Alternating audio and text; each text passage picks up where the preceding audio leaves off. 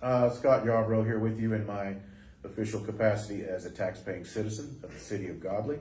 I have here with me today Chris Ohlsen, candidate for Godley ISD School Board, Place 3. His opponent is Mr. Jeff Neal, with whom I have some significant philosophical differences on taxation. So I've known Chris for well over a decade, maybe not well over, but at least a decade or so. Yes. And talk to him, and his ideas, I think, provide a better option for a candidate for Place 3. So, Chris, you bring to the table a plethora of options for wisdom, experience, and maturity, in my view. For example, 18 years experience on the Joshua ISD School Board from 2003 to 2021, is that correct? That's correct. And while you were there, you passed 2 bonds, you built a stadium, 1 elementary school, 2 middle schools, an ag project center, various additions to the high school, a fine arts center, and athletic facilities, correct? This is correct. All right, so we can say, for example, as a quick aside, you are not anti-bond, is that right? Never. Never anti-bond. Can we say, however, that your views on managing the bond would be fiscally conservative? Extremely conservative. Extremely yes. conservative. All right. You have a career degree. You have various career degrees in medical technology. I know you've got a business that I wanted to buy at one time in medical devices. Career in agriculture, or career degrees in agriculture education, and you're currently engaged in marine biology studies. Yes. So a lifelong student yourself. Absolutely. Absolutely. It seems to me that you might have kind of a love for education. Live by example. Live by example.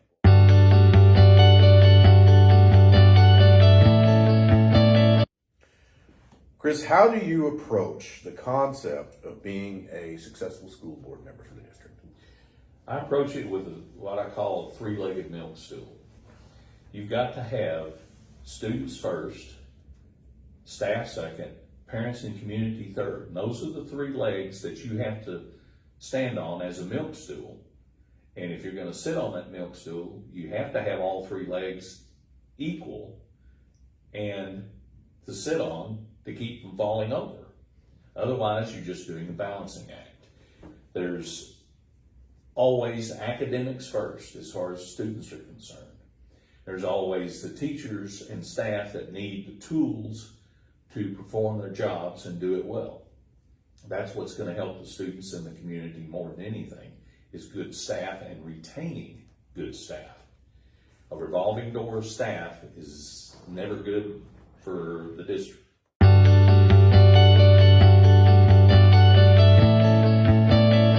Your personal goal as a school board member? As a school board member, I'd like to demonstrate those 3 legs. It worked. It works every time with any concept, really. There's got to be some truth in communications at all levels of the district and in the community. Education is like a buffet table, and it should be a lifelong journey. Well, it certainly is for you. Yes, it is. If you approach it like a buffet table, there's going to be a lot of options. You don't want to eat at just one end of the table. You want to sample everything and never miss dessert. When you get to my age, you're looking at dessert more often than anything. And education should be viewed as a gift, and a lifelong gift, and a permanent gift, because it cannot be taken away from you. They can't even tax it. It's yours.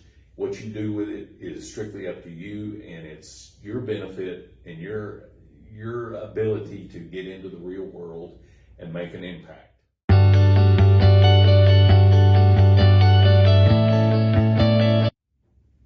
The school board trustee is responsible for the administration that's hired to run the district and to make policy and approve it. The other thing I think a trustee should do is get off the board, into the classroom, talk to the staff, understand what their problems are and their needs are, and pursue the tools that they need to perform their jobs for the sake of the students and the community. For example, like, what are you saying? Are you going to go sit in the classrooms? I would definitely go sit in classrooms. I'm a full-time, lifelong student. Anybody can teach me anything. I am far from knowing everything. Okay. This is something you did in Joshua that you found that was successful then? Yes, 18 years of it. That was part of personal goals.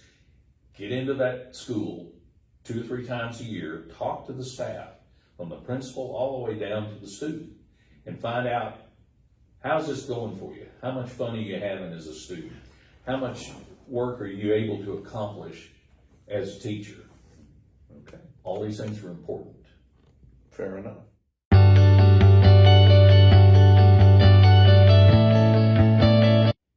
Chris, what makes you a better candidate than your opponent, Jeff Neal? Well, for one thing, I'm willing to listen to all stakeholders in the district. As far as I'm concerned, everybody's tax dollar is equal and they need to be heard.